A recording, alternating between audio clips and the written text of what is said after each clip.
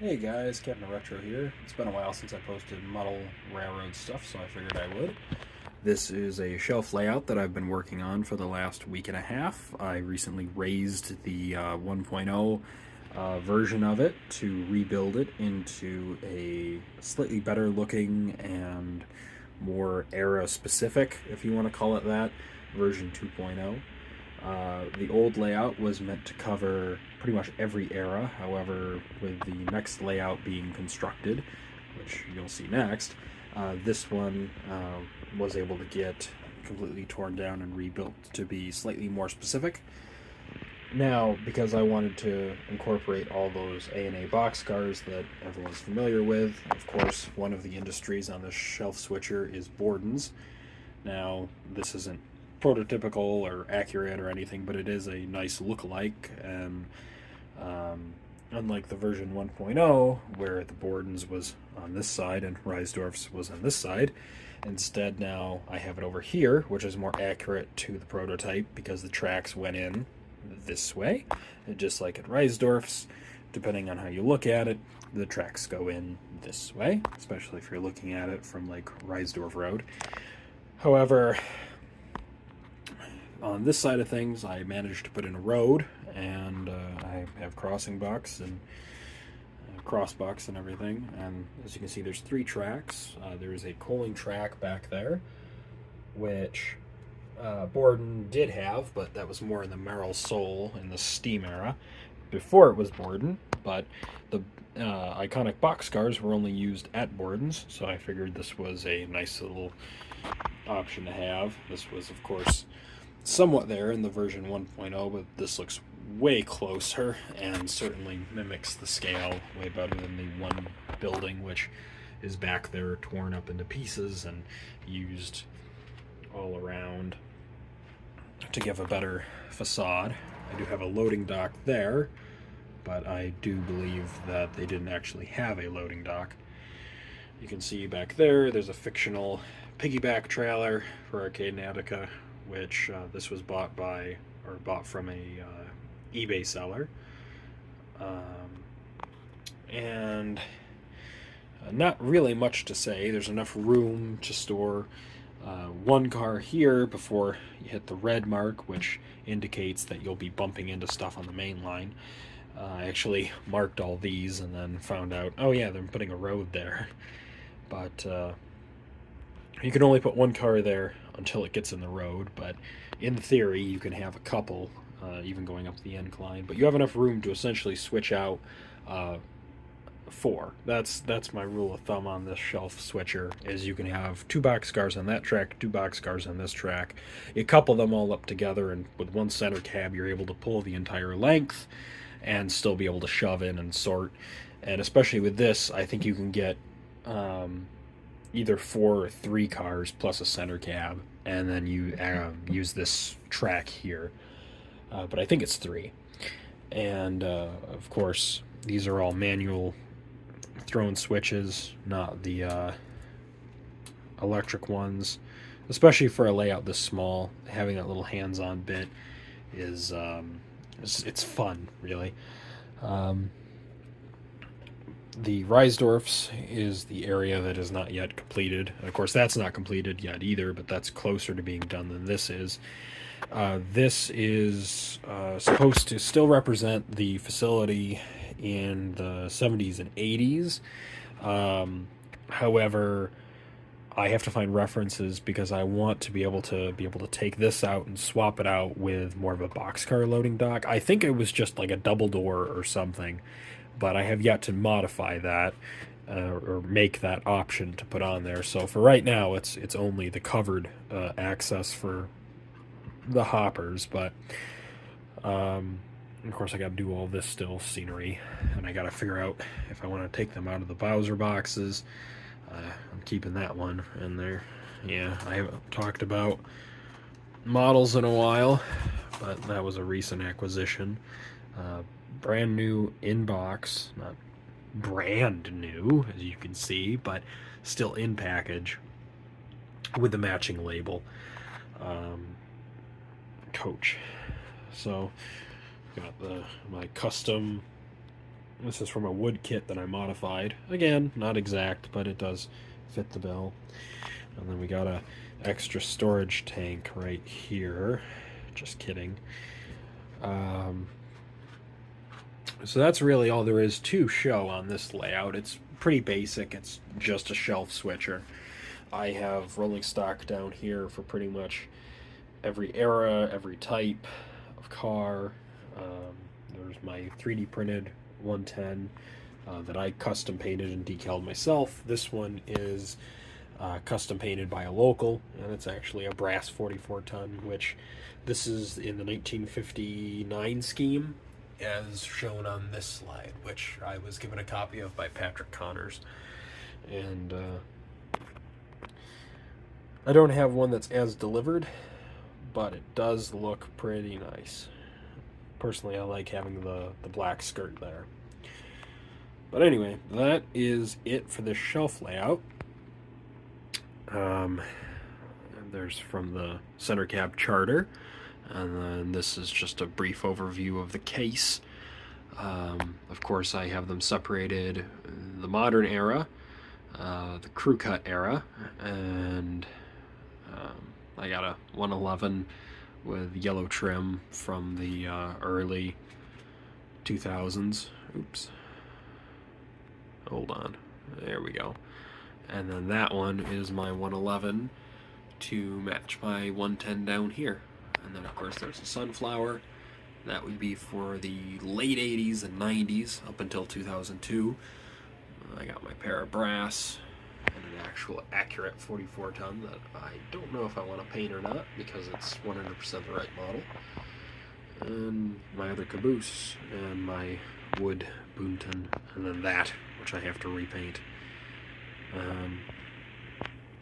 But yeah, at any rate, I will show you the next layout. Here's a post 2002 111,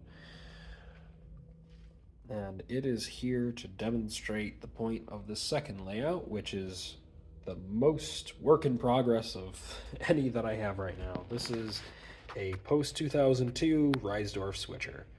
This layout was built with the intention of running Arcade Attica with longer trains and having a more modern feel to the rolling stock and practices. And, well, to be completely blunt, it's so that when my Bowser RS3M comes in, I actually can do something with it as opposed to just being relegated to switching around 3 cars, because the shelf switcher has a limit of 4, 2 on each track.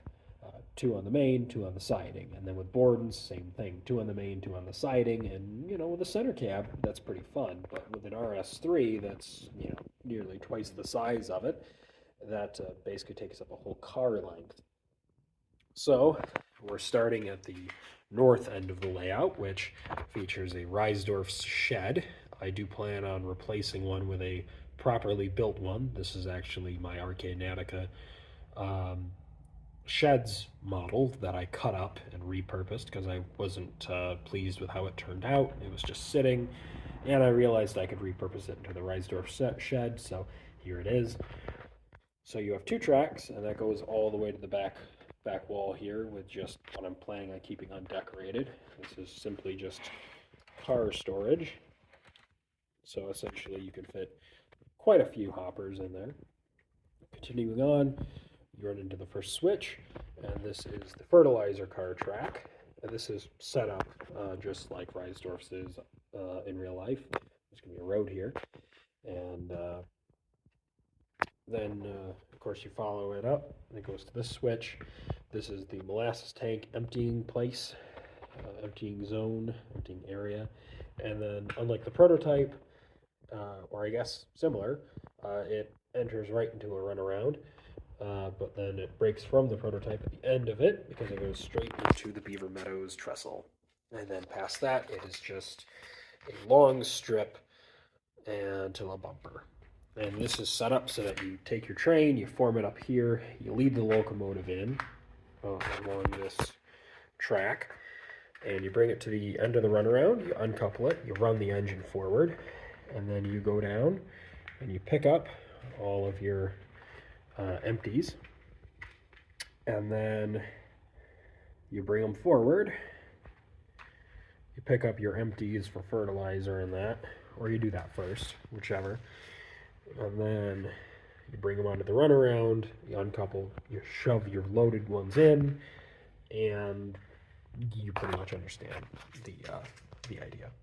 Now, if you're only here because of Arcade Attica, the next two layouts are not Arcade Attica, so you're free to leave. So the next layout we have is actually something completely different that I impulsed within the last 2 months. In short, this is built on a dining room table. My mother asked if I had a use for an extra table, and I said, no, my dining room table is fine.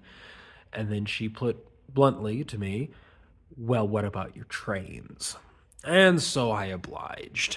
So this is the recently more or less completed 00 gauge British layout. Now this is just your standard loop layout. It's nothing too special or fancy, but I wanted to pack in as much as I could.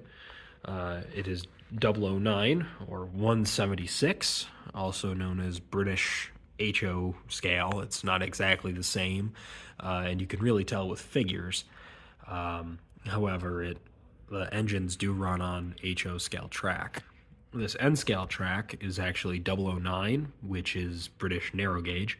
So you can see over here, this engine here is a narrow gauge train, and that is narrow gauge to HO, or to, well, 00. And this layout was thrown together within probably a month and a half, and has quite the backstory on things because, well, they're not the most common to find in the States. And as I live in the United States, it's been quite the task, but it's been a fun task overall. In short, I was given a bunch of Bachmann stuff for free at a train show because the guy didn't really want it and no one else was showing any interest in it, and I have kids, so I said, well, I could set it up on a loop on the floor, and I did, and the kids really enjoyed that. And I did have these 3 British wagons here, and these had been imported by me when I started. My wife paid for them. It was a birthday gift, I suppose. Imported from the UK when I first started playing Train Simulator World, in fact. I really liked the Class 8, so I got a set of 3, a rake of 3 wagons, and a Lima Class 8 to just put on display. I wasn't really planning on running it. It ran on HO track, so I could run it, but I never planned on having a layout. And then I found out about 009 gauge, and considering how old I am, I'm almost 30 now, I grew up with the Thomas the Tank Engine model show and really enjoyed the narrow gauge engines. Well, not this guy, but I did pick up a Bachmann Scarloey, and when I was given this N-scale track for free, I didn't know what I was going to do with it, but with the inclination of having a free table and considering a 009 layout, here we are. So this layout is supposed to be a little slice of British railroading in America. It is, once again, a very basic setup. It's literally just a loop layout. So nothing fancy. But I've incorporated, or at least tried to incorporate, several scenes, including stone walls, and there's some of the Bachmann rolling stock. I have it facing backwards so that when the train comes through, it doesn't look like Thomas the Tank Engine. The narrow gauge has also been made slightly more realistic with a 3D printed smoke box door. And this is kind of neat. This is a flat card that I chopped. Those are N-scale ties. I keep messing with the color settings on accident. What those are N-scale, piece of N-scale track cut up and glued in place. Most of the rolling stock and engines are Bachmann. This is a Bachmann Peter Sam that's been repainted, and like I said, he lost his face and got a smoke box door. That's just some standard Bachmann 009 or HO and 30. And you can see here this water tower that I imported from the UK. And these are some 3D printed wagons. Some of the prints didn't turn out, but that's fine because they make great set dressing. And here we have the 3 or 4 in total that I was able to make usable.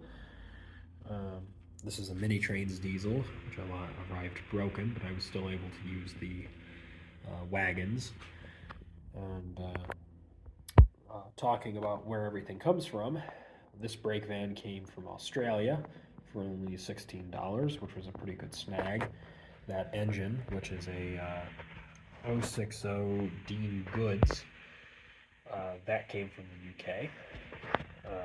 The 009 stuff was just bought here in the States under the Bachmann Thomas and Friends license. But you know, you make it realistic and it doesn't look half bad. You can see here the freight depot. The transfer depot has a runaround, so you can leave a freight cut on the track and then run around it with a passenger train. You can see here I have the crossing gates and the tower to control them. The tower is once again a Bachmann Thomas and Friends, but you wouldn't really know that. It just looks pretty basic and plain, but I didn't really feel like painting one. But these were imported from the UK along with the water tower. And then I have a dual gauge station, platforms for the standard gauge and then the stations for the narrow gauge. And it's not 100% completed. I still have some bare terrain there. I got the little slate fencing here. I got to replace that one piece. You can see there's a coaling track there. And I got a set of coaches there. I do have the Bachmann Teleclin on order, and part of me is tempted to make a engine that's similar to Duncan. I really like the look of that, and I can't remember the Teleclin equivalent at the moment, so forgive me. But some other interesting locomotives that I have in the collection. Hold on. Being the fact that getting 00 gauge stuff in the States is kind of uncommon, this guy is a Hornby BR8F, and this guy was actually listed for sale on eBay from Canada, and of course I live in New York, so Canada is only a hop and a skip away, so this guy actually showed up within a week as opposed to waiting for a month. And this engine is interesting, and well, at least to me, because I already mentioned that I got into playing the train sim, and this is one of the playable ones on Train Sim World 2. So when I found out there was a model of it, I really wanted to track one down. I ended up putting a bid in for this one and completely forgot about it and won it on the minimum bid. So I think I only paid like 20 or 30 bucks for it, and it runs great. So this one's from Canada. This one's from the UK. Some of the other locomotives for the 00 gauge layout. This is a Thomas with an American smoke box door, which doesn't look half bad. He's been weathered. Here's a J72, the only linear that I have, or LNER. I just say linear. That's probably wrong. GWR pannier tank. A must-have. This is a Hornby, and this is that aforementioned Class 8, and then the other diesel that I bought, which is a Class 40. So, a while ago, one of the few model things I did post about was the GCR short line. That's been temporarily put on hold as I've really focused on doing my Great Northern layout, and yeah, that's what this is. I don't have any GN diesels on hand, but they're all in their display case. But it's a pretty basic shelf layout that leads into a corner layout, which is, of course, what the GCR was. And I don't know what I'm doing over there. The running space here has a runaround and an industry here, which is the Pioneer elevator, as well as the factory or freight house behind it, which produces goods, which basically then gets sent out in boxcars. They have a bobber caboose on display. There's an X boxcar back there used as a shed. And over here we have the American Express Company, which is another freight house. And behind that we have Aristocrat Lumber, which was another freebie that I was given. That is a reclaimed crane. And I have some Burlington cars here with some logs in it. Essentially, this is a lumber yard with a freight house in front of it. And then my most recent change was this, which is, I'm not entirely sure, but I was given a bunch of these hooker tankers for free, and considering I know that they haul hazardous material, I'm thinking this is going to be some sort of small plastics plant. And my headcanon, I suppose, is that they're making model trains. This is actually the GCR sheds. I haven't put any extra buildings in front of there to kind of cover it and make it look unsuspecting from the other angle.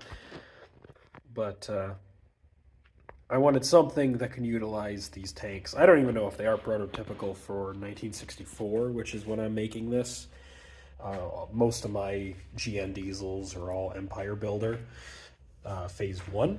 I do have a couple Phase 2, but that's really about it. I got an Ashford Junction tower there, and then this is the kind of bridge onto what was the GCR and what is now kind of unfinished and constantly changing.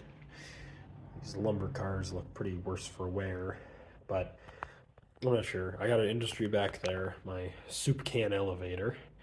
I got a coaling track and a siding. I have ore cars with no actual ore facility and no room for it.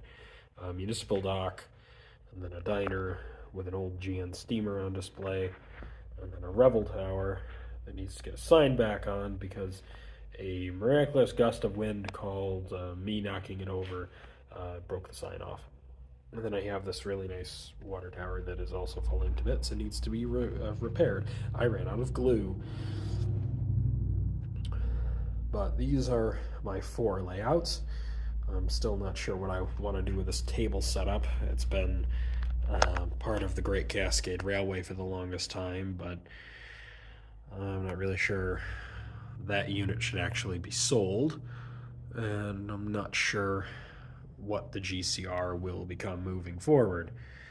It's not exactly something that I want to just get rid of entirely, but the GCR is kind of a hodgepodge of power, and especially with me being somewhat successful in modeling the ANA,